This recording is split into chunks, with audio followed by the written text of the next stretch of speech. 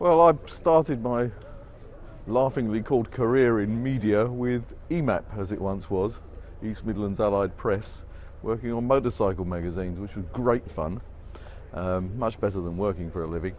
But many years passed and I ended up working for Bauer, the giant German company, and they discovered I spoke Polish, which explains my strange name.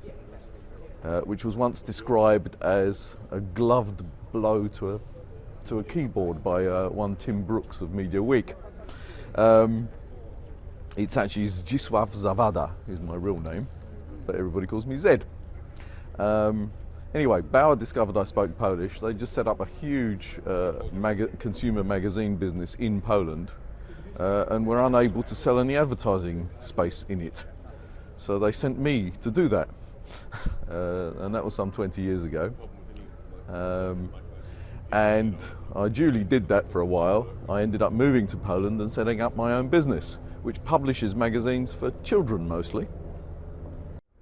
Well, it would be lovely to claim to have spotted a niche like everybody does, but I don't think anybody does. I think the niche spots you more than anything else. We became, or at least I became, the kind of go-to guy in the emerging market of Poland and Eastern Europe generally for people who knew me in the British media industry and particularly the publishing industry. I set up the company originally as this ad space broker for Bauer.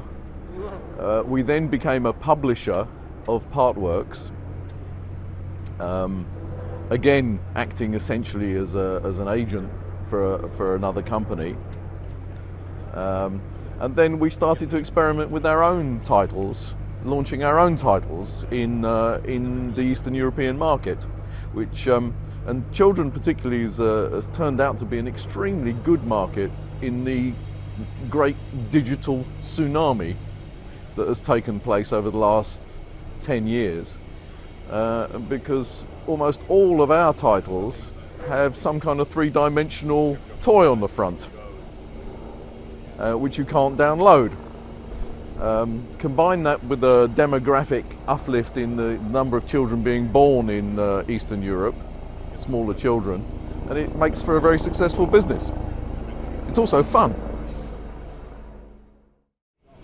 Well, there is absolutely no doubt that if you go into any, I don't know, shopping mall, shopping street, high street, anywhere where you'll find mums with kids, for example, very often you'll see the kids playing with their mum's iPhone.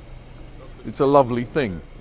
It makes noise, it talks, you can draw things on it and so on and so forth. So it's a very good kids medium. So absolutely children are consuming on both mobile particularly and on tablet, but they still buy magazines because of the cover mounted gifts as much as anything else. And also there's a very strong parental approval. The parents don't really approve of the tablet and mobile delivered material, whereas they approve of stuff that that has got words and pictures in it. Of course, the mobile stuff has words and pictures in it, but the parents seem to be much more positively disposed to magazines. And also, it's interesting that in Eastern Europe we put much more educational content into our magazines than entertainment as well as entertainment content than in the West.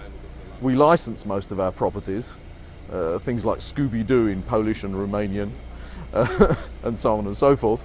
Very exciting. Ben 10, one of our big sellers. But we have to put educational pages in it, spelling and so on and so forth, because parents won't buy it otherwise. Personally, I don't think so, actually. I think that it's only a matter of time, really, more than anything else, when the generation that we currently sell to, which is 3 to 12-year-olds, when they get older, they will not have the nostalgic feel for magazines and newspapers that we currently have. So that's not to say they won't exist, but I think that the business has and will dramatically change in that area, except for this big issue of the three-dimensional item, which is why that's why our niche exists and is growing and is very successful. Well, we're actually living through this at the moment. As I said, most of our content is licensed from big content producers like the like of Warner Brothers and so on and so forth. So we're linked in with a whole wide range of brands. It goes through the toy, the publication, the film, and so on and so forth. And we're now currently working. We have 3 publications that are linked with Lego, the Danish toy manufacturer, which is, I think, just recently become even overtaken Apple as one of the best known brands in the world, and that has been a fantastically successful collaboration. So that shows that's the direction it's going. Eastern Europe is still growing very strongly, and hasn't had the kind of recession that the UK felt. It's still from a low base, but it's growing very strongly, so it's an extremely good place to do business. You have this kind of situation where everybody's buying into the latest stuff. Even if they have a lower income levels, they still buy the latest stuff. It's made available to them and they buy the latest stuff, so it will have an impact. And we have a very wide range of product that is available on screen one way or another, and we continue to develop that.